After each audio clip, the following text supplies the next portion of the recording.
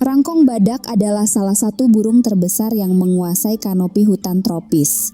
Paruh raksasanya dihiasi tonjolan kuning yang begitu mencolok, sementara suara panggilannya mampu menggema menembus rapatnya pepohonan.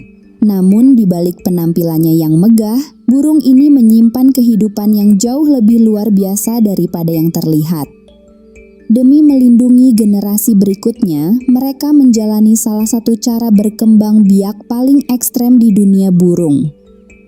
Kesetiaan pasangan mereka dipertaruhkan, kehidupan seluruh keluarga bergantung pada satu ekor jantan, dan tanpa pernah disadari, setiap perjalanan mereka ikut menumbuhkan hutan yang menjadi rumah bagi ribuan makhluk hidup. Rangkong badak bukan sekadar penghuni hutan tropis, ia adalah bukti bahwa alam mampu menyatukan kekuatan, pengorbanan, dan kehidupan dalam sepasang sayap yang sama.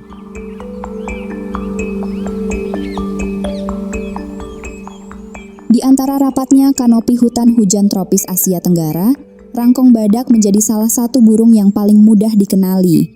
Tubuhnya yang besar, bentangan sayapnya yang lebar, serta suara kepakan sayapnya yang bergemuruh membuat kehadirannya terasa bahkan sebelum burung ini terlihat. Saat melintas di atas pepohonan, ia bukan sekadar burung yang sedang terbang, melainkan salah satu penguasa langit hutan yang telah menghuni kawasan ini selama ribuan tahun. Namun, ada satu hal yang langsung mencuri perhatian dari penampilannya. Di atas paruhnya tumbuh tonjolan besar berwarna kuning hingga jingga yang menyerupai tanduk. Struktur unik yang dikenal sebagai balung atau kaske ini membuat rangkong badak memiliki siluet yang tidak dimiliki burung lain. Sekilas, bentuknya memang tampak berat. Namun bagian ini tersusun dari jaringan berongga yang ringan, sehingga tidak menghambat kemampuannya untuk terbang di antara pepohonan yang rapat. Penampilan yang begitu mencolok membuat rangkong badak sering dianggap sebagai salah satu burung paling megah di hutan tropis. Akan tetapi, keistimewaannya tidak berhenti pada ukuran tubuh atau bentuk paruhnya. Hampir setiap bagian dari burung ini memiliki fungsi yang membantu mereka bertahan hidup di lingkungan yang penuh persaingan. Apa yang tampak sebagai hiasan yang indah, sesungguhnya adalah hasil dari jutaan tahun adaptasi yang membentuknya menjadi salah satu spesies paling ikonik di hutan Asia. Dan di balik paruh raksasa yang menjadi identitasnya itu, tersimpan berbagai fungsi yang jauh lebih luar biasa daripada sekadar penampilan. Semakin mengenal rangkong badak, semakin terlihat bahwa alam tidak pernah menciptakan sesuatu tanpa alasan.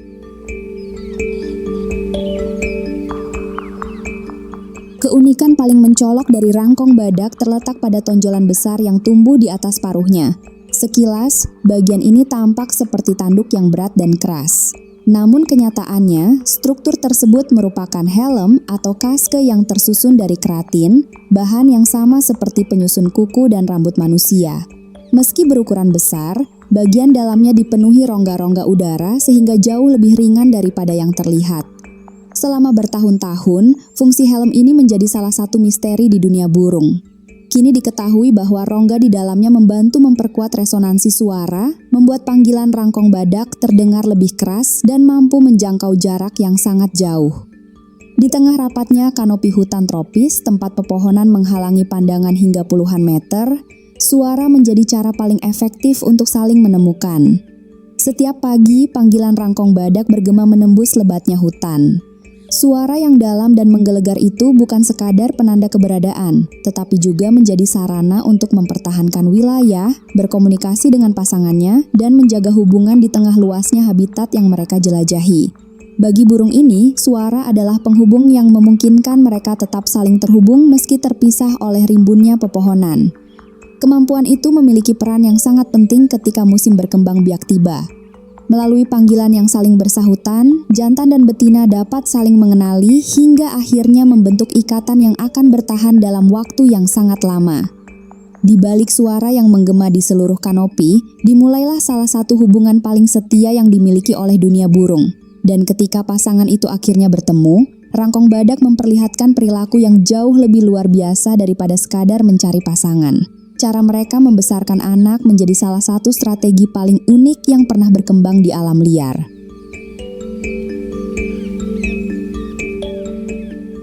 Setelah membentuk pasangan, rangkong badak memasuki masa yang menuntut energi dalam jumlah besar. Mereka harus mempersiapkan tubuh untuk berkembang biak, menghasilkan telur, dan kelak membesarkan anak di tengah hutan yang luas. Untuk memenuhi kebutuhan itu, sebagian besar waktunya dihabiskan mencari buah-buahan yang tumbuh di kanopi, terutama buah ara, ficus, yang menjadi sumber makanan utama mereka sepanjang tahun. Saat musim buah tiba, pohon ara berubah menjadi tempat yang sangat ramai. Rangkong badak berpindah dari satu pohon ke pohon lainnya, menelan buah utuh tanpa mengunyah, lalu menyebarkan bijinya ke berbagai penjuru hutan melalui kotorannya. Karena kebiasaan inilah, burung ini dikenal sebagai salah satu penyebar biji paling penting di hutan tropis, membantu pepohonan baru tumbuh jauh dari pohon induknya. Namun, buah saja tidak mampu memenuhi seluruh kebutuhan tubuh mereka. Menjelang musim bertelur, kebutuhan akan protein meningkat untuk mendukung pembentukan telur dan menjaga kondisi tubuh tetap prima. Pada saat inilah sisi lain dari rangkong badak mulai terlihat. Burung yang sering dianggap pemakan buah ini ternyata juga merupakan pemburu yang sangat terampil. Dengan paruhnya yang besar dan kuat, rangkong badak menangkap berbagai hewan kecil yang ditemuinya di antara pepohonan. Tikus hutan, kadal, ular kecil, katak, hingga anak burung lain dapat menjadi santapan ketika kesempatan datang. Makanan berprotein tinggi tersebut menjadi pelengkap penting yang membantu mereka melewati musim berkembang biak dengan kondisi terbaik. Perpaduan antara buah dan hewan buruan menjadikan rangkong badak sebagai pemakan yang sangat adaptif.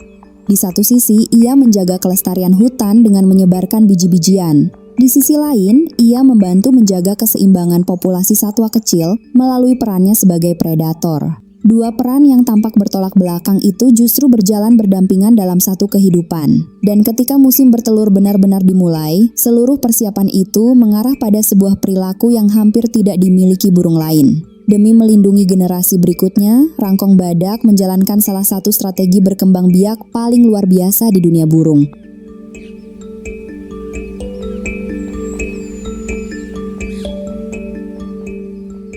Setelah kebutuhan nutrisinya terpenuhi, musim berkembang biak pun dimulai. Bagi sebagian besar burung, masa ini ditandai dengan membangun sarang dan mengerami telur di tempat terbuka. Namun, rangkong badak memilih cara yang jauh lebih ekstrem. Demi melindungi generasi berikutnya, betina rela mengorbankan kebebasannya sendiri. Ia memasuki sebuah lubang alami di batang pohon tua yang cukup besar untuk menjadi tempat berlindung. Setelah berada di dalam, jantan dan betina bersama-sama menutup hampir seluruh lubang masuk menggunakan campuran lumpur, serpihan kayu, sisa makanan, dan kotoran yang mengeras seiring waktu. Sedikit demi sedikit, pintu itu berubah menjadi dinding pelindung yang hanya menyisakan celah sempit seukuran paruh. Sejak saat itu, betina benar-benar terkurung di dalam batang pohon.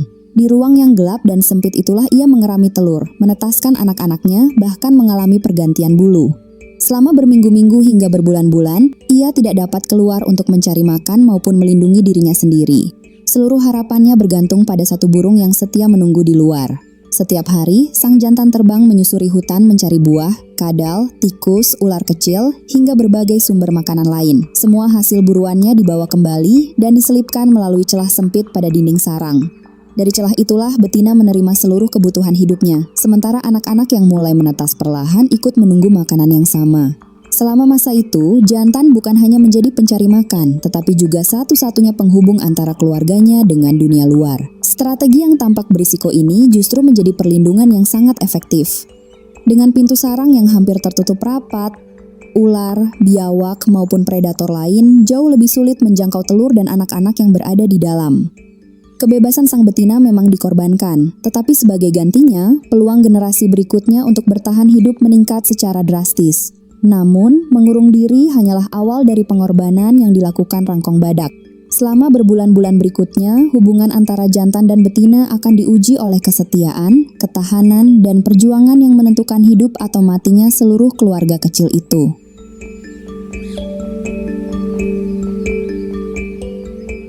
Sejak betina mengurung dirinya di dalam batang pohon, seluruh beban keluarga berpindah kepada sang jantan. Tidak ada lagi kesempatan untuk berbagi tugas. Setiap hari, ia harus menjelajahi hutan seorang diri, mencari buah, reptil kecil, hingga berbagai sumber makanan lain yang cukup untuk menghidupi betina dan anak-anaknya yang masih berada di balik dinding sarang. Perjalanan itu berlangsung tanpa henti. Dari pagi hingga senja, sang jantan terbang bolak-balik melintasi kanopi hutan, kembali berkali-kali membawa makanan yang diselipkan melalui celah sempit pada pintu sarang. Di balik setiap suapan yang diterima keluarganya, tersembunyi perjuangan panjang yang dipenuhi risiko. Semakin lama masa pengeraman dan pertumbuhan anak berlangsung, semakin besar pula tanggung jawab yang harus dipikulnya seorang diri. Namun, strategi luar biasa ini memiliki satu kelemahan yang sangat besar. Selama betina masih terkurung, ia tidak memiliki cara untuk mencari makan sendiri. Jika sang jantan gagal kembali karena diburu, terjerat, atau menjadi mangsa predator, maka makanan akan berhenti datang. Betina yang masih terperangkap bersama anak-anaknya perlahan akan kehabisan tenaga, hingga akhirnya tidak mampu bertahan hidup. Karena itulah, kehidupan satu keluarga rangkong badak seringkali bergantung pada keselamatan seekor jantan. Kesetiaan mereka bukan hanya terlihat dari tetap setia pada satu pasangan, tetapi juga dari perjuangan tanpa henti untuk memastikan kehidupan di dalam sarang terus berlanjut. Setiap kali ia kembali membawa makanan, bukan sekadar rasa lapar yang terobati, melainkan harapan bagi generasi berikutnya untuk tetap hidup. Di dunia burung, pengorbanan seperti ini sangatlah langka. Rangkong badak menunjukkan bahwa ikatan pasangan bukan sekadar kebersamaan saat musim kawin, melainkan kerjasama yang mempertaruhkan kehidupan. Dan ketika anak-anak akhirnya cukup besar untuk meninggalkan sarang, perjuangan mereka belum benar-benar berakhir. Ancaman yang lebih besar telah menunggu di luar, mengancam bukan hanya satu keluarga, tetapi masa depan seluruh spesies ini.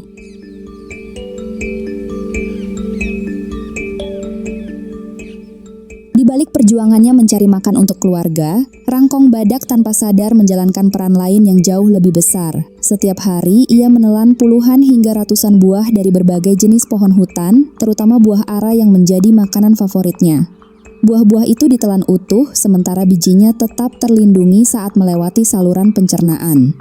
Ketika terbang menyusuri wilayah jelajahnya yang sangat luas, biji-biji tersebut kemudian dikeluarkan kembali bersama kotorannya di tempat yang berbeda, seringkali jauh dari pohon asalnya. Cara sederhana ini membuat benih-benih memiliki kesempatan tumbuh di lokasi baru, terhindar dari persaingan dengan pohon induk, dan menyebar ke berbagai sudut hutan yang sebelumnya belum ditumbuhi. Hari demi hari, musim demi musim, proses itu terus berulang tanpa pernah berhenti. Ribuan biji tersebar mengikuti setiap perjalanan rangkong badak, perlahan tumbuh menjadi anakan pohon yang kelak membentuk kanopi baru. Tanpa disadari, burung ini ikut memperbarui hutan yang menjadi rumahnya sendiri, menjaga agar kehidupan terus berlanjut dari satu generasi ke generasi berikutnya.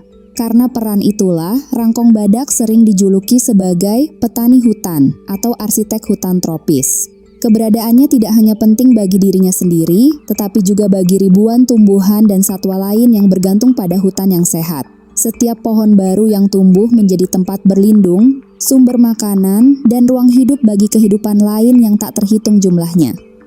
Semakin mengenal rangkong badak, semakin jelas bahwa burung ini bukan sekadar penghuni kanopi yang bertubuh besar.